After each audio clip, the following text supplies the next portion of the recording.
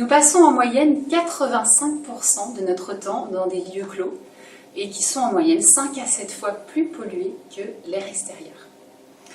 On va retrouver dans ces pollutions différentes sources, les polluants qu'on va dire, les polluants chimiques, comme des composés organiques volatiles, le formaldéhyde, le benzène, aussi les oxydes d'azote, le monoxyde de carbone ou encore le radon.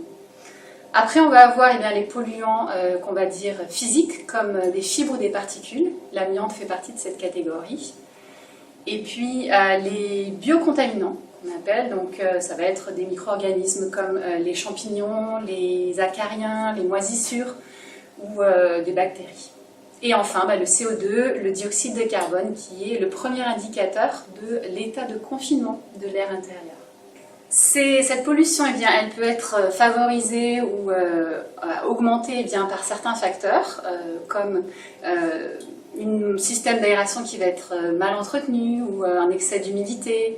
On peut avoir aussi des problèmes si on a des plantes ou des animaux à l'intérieur, un manque d'aération, mais aussi ça va être lié à nos usages, à nos choix en matière d'usage et de consommation. Différentes origines qu'on va trouver dans nos environnements, ça peut être à partir de matériaux de construction, de peinture, d'ameublement ou encore des fumées de tabac ou de cuisine et de produits qu'on va consommer comme des cosmétiques ou bien, la source principale de cette pollution, ça va venir des produits ménagers qu'on va utiliser en fait très régulièrement pour entretenir nos espaces de vie.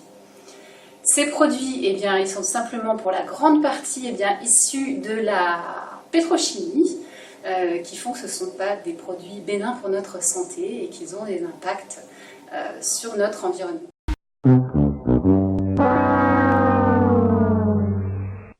Nettoyeur. La puissance industrielle au service de vos sols. Nettoyeur. La puissance industrielle au service de vos sols. Nettoyeur. C'est ce qu'il me faut. Lorsqu'on sait que 91% de ces produits ménagers auraient potentiellement des émissions cancérigènes, on peut comprendre l'impact de ces produits, de leurs usages sur notre santé. Face à ce constat qui est préoccupant et puis pour le moins alarmant, aujourd'hui l'enjeu actuel, ça va être de répondre à cette problématique par une dynamique nouvelle de réduction de ces sources de pollution. L'engagement national pour la santé et l'environnement intègre désormais un plan d'action spécifique pour la qualité de l'air intérieur, le plan QAI, qui impose désormais une surveillance de la qualité de l'air intérieur dans les établissements recevant du public. Donc depuis janvier 2018, ça s'applique aux établissements recevant un public d'enfants de moins de 6 ans. Et puis progressivement, ça va s'appliquer aussi à toutes les ERP d'ici 2023. Donc se soucier de la qualité écologique et de la nocivité des produits d'entretien et promouvoir des pratiques et des techniques de nettoyage plus naturelles, c'est à l'évidence un enjeu actuel majeur qui passe aussi par l'intégration d'une démarche de développement durable dans les missions et les actions d'entretien des ERP. Aussi, peut-être par une dynamique nouvelle et des choix nouveaux, des orientations nouvelles pour les collectivités.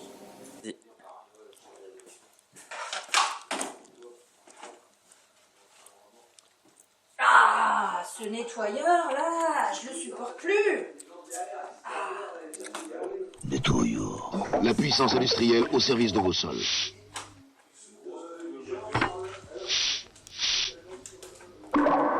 Nettoyeur. La puissance industrielle au service de vos sols. Nettoyeur. Oh décidément. Depuis que j'utilise nettoyeur, je n'en parle plus. La CLCV, c'est aussi une expertise de technique et d'usage, des compétences juridiques, une adaptation et des compétences ancrées dans le territoire.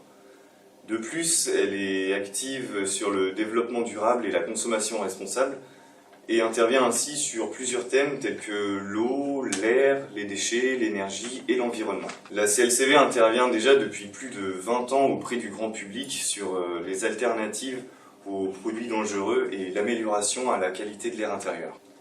Nous vous proposons aujourd'hui l'atelier formation Loconet sans salir ma planète, qui est porteuse de notre implication à la transition éco-citoyenne. Cela s'adresse aux agents, aux professionnels tels que les agents d'entretien, les agents territoriaux, les ATSEM, les commerçants et bien d'autres.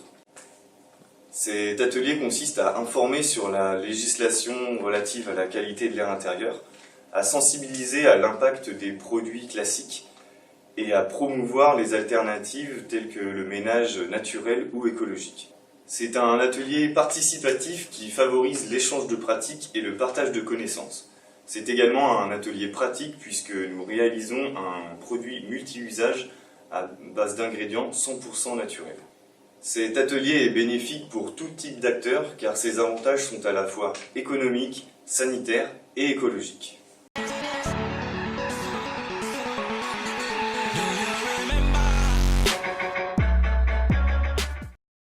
Donc nous avons commencé en 2016. On trouvait que les produits qu'on utilisait étaient beaucoup trop forts, nous agressaient beaucoup, c'est-à-dire au niveau de la peau, au niveau des yeux. Donc nous avons décidé de passer au vinaigre et au bicarbonate. Et c'est vrai que depuis, voilà, nous on a beaucoup moins de problèmes de peau, on est surtout moins brûlés. Et l'efficacité, eh bien voilà, nous on a fait beaucoup de tests qui ont toujours été positifs. Donc nous on en est très satisfait. Toute l'équipe s'y est mise. Oui, oui, bon, il y a une collègue qui, elle, ça lui brûlait les mains. Donc depuis, voilà, elle est satisfaite parce que elle n'a plus de problème, quoi. Ouais. C'est sûr que le vinaigre et la bicarbonate sont beaucoup moins agressifs que les produits qu'on avait avant. Oui, le produit est fait dans un gros bidon. Ouais. Et après, nous, on le répartit dans des petits vapeaux. Et puis, quand on en a besoin, on prend notre vapeau. Il y en a à la centrale, il y a un bidon à la centrale. Et pour nettoyer la cuisine, on se sert de la centrale. Autrement, oui, tout le monde sait qu'il y a un petit vapeau dans le placard et chacune s'en sert comme elle l'entend, quoi. Donc on s'en sert le midi pour nettoyer les tables, pour nettoyer le sol de la salle à manger. On s'en sert partout dans la cuisine pour nettoyer les inox, les plans de travail, le sol. La démarche d'utilisation des produits naturels sur l'entretien du restaurant scolaire est issue d'une démarche plus globale. L'idée étant au démarrage de limiter l'impact environnemental des structures de la mairie. Ça s'est traduit en deux expérimentations. La suppression des produits phytosanitaires dans le cadre de l'entretien des espaces verts et le changement des produits ménagers au restaurant scolaire. Avec l'introduction petit à petit du nettoyage avec un produit naturel à base de vinaigre et de bicarbonate. L'origine de la demande est venue de l'ancienne responsable du restaurant scolaire qui, après échange avec ses agents et bouche-oreille, avait entendu parler de la méthode de nettoyage et se posait la question de limiter l'utilisation de produits dangereux et agressifs pour la personne, qui notamment créaient des gènes au niveau de la respiration et qui étaient relativement agressifs. L'idée est partie de là, et puis petit à petit ça s'est étendu aux autres structures. D'abord on a commencé par la salle, puis après ça s'est propagé à la cuisine, et puis on l'a transposé sur les salles municipales, la salle de sport et puis la salle polyvalente, et les écoles aujourd'hui et les structures petite enfance. Sur l'organisation du travail aujourd'hui, les commandes de matières premières, c'est-à-dire le vinaigre principalement, passent par moi puisque c'est intégré dans les commandes du restaurant scolaire en même temps que les commandes alimentaires.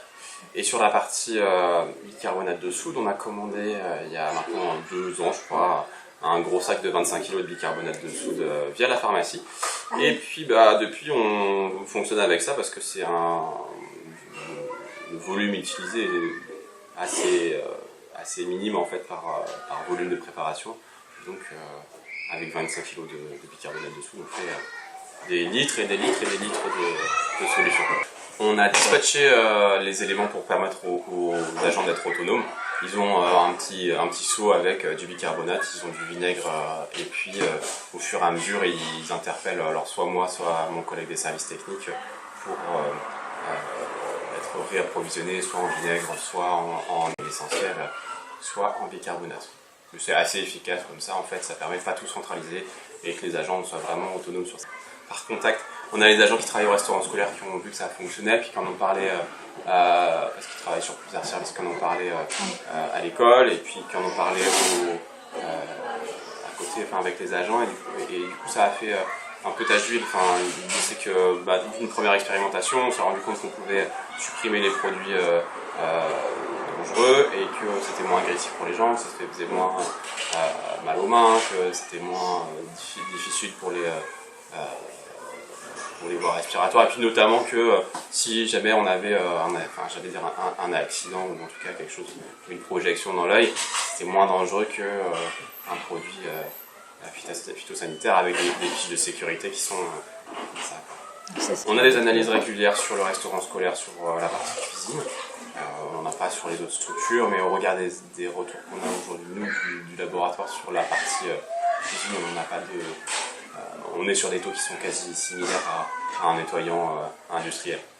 Non, on n'a pas de message d'alerte du laboratoire, on a des retours qui sont très positifs, qui sont complètement dans la norme.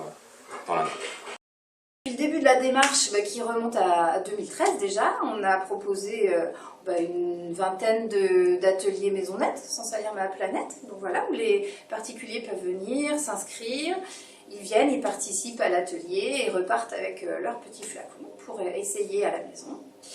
Et ensuite, les ateliers Loconet, sans salir ma planète, on a démarré ce début d'année 2018. Et là, on en a proposé 7 déjà sur le territoire de Clisson-Sèvres-Maine-Aglo. Et donc au total, on a 54 agents qui entretiennent différents espaces, aussi bien un restaurant scolaire qu'école, les locaux des mairies, salles de réunion, qui ont participé et voilà, qui testent aujourd'hui l'entretien de leurs locaux avec des produits plus naturels. Et si ménager notre santé, c'était pas plutôt se réapproprier la notion de propreté ?